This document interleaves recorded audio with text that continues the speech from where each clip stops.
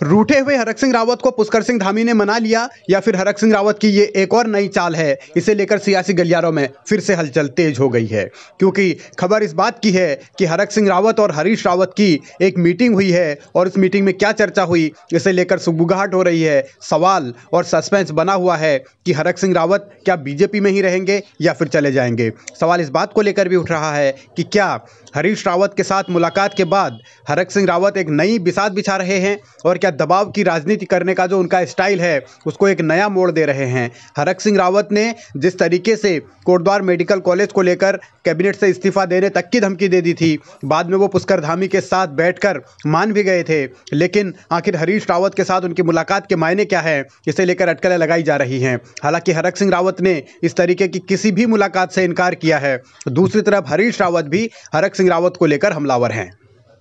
मैंने कई बार इस बात को दोहराया, मैं फिर दोहराना चाहता हूं। जो हमारे वहां से कई विशेषज्ञ गए हैं वो आगे भी इसी तरीके से भाजपा को सुशोभित करते रहें और उनको कृतार्थ करते रहें, इसकी हमारी कामना है। उनमें हरक सिंह जी भी हैं, दूसरे लोग भी हैं, वो भाजपा को ऐसे ही कृतार्थ करते रहें, इसकी हम कामना करते हैं। दबाव की राजनीति करने का आरोप हरक सिंह पर अक्सर लगता रहता है और हाल फिलहाल में ये सार्वजनिक तौर पर दिखा भी है और इसीलिए सियासत गर्म है तो हरक रावत अब हरीश रावत पर ही पलटवार कर रहे हैं।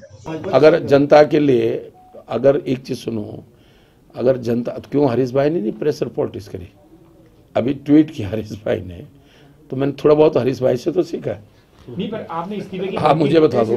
हरीश भाई अपने व्यक्तिगत हित के लिए प्रेशर पॉलिटिक्स करते हैं, मैं जनता के हित के लिए, अंतर इतना है। और अगर माना प्रेशर पॉलिटिक्स प्रदेश के किसी अच्छे काम के लिए अगर हम प्रेशर पॉलिटिक्स, तो क्या बुरा है। हरक सिंह रावत ने दबाव की राजनीति करने की बात खुद स्वीकारी है और इसी बहाने उन्होंने हरीश रावत को भी लपेटे में लिया है। लेकिन इन दोनों की मुलाकात की खबरें अगर आई हैं तो जाहिर तौर पर सवाल बहुत सारे होंगे। हालांकि पुष्टि कोई मुलाकात की कर नहीं रहा, लेकिन सियासी गलियारों में चर्चा ये है कि एक ही होटल में दोनों रुके थे और मुलाकात हुई थी। लेकिन मुलाकात हुई या नहीं हुई, अभी इस पर सियासत है। दूसरी तरफ हरक ने एक और प्रेशर पॉलिटिक्स शुरू कर दी है। हरक सिंह रावत ने कहा है कि उन्हें डोईवाला, यानी जो कि त्रिवेंद्र सिंह रावत पूर्व मुख्यमंत्री की विधानसभा सीट है, वहां से चुनाव लड़ने का मौका मिले, या फिर दिलीप सिंह रावत जो कि लैंसडाउन से विधायक है, वहां से चुनाव लड़ने का मौका मिले तो वो जीत सकते हैं। इसके अलावा उनकी नज़र यमकेश्वर विधानसभा सीट पर भी है जो कि रितु खंडूरी की सीट है, वहां से वो विधायक है, पूर्व सीएम बीसी खंडूरी की बेटी। यानी 3 सीट और 1 सीट वो चाहते हैं कि केदारनाथ सीट भी अगर उनको मिलती है तो वो वहां से भी जीत सकते हैं। मतलब कि कोटद्वार सीट हरक सिंह रावत छोड़ना चाहते हैं। 4 सीटों पर उनकी नज़र है। अब देखना होगा कि उनका ये दबाव कितना काम करता है। सवाल ये भी है कि कहीं धामी के साथ मीटिंग में ये भी सेटिंग तो हरक ने नहीं कर ली।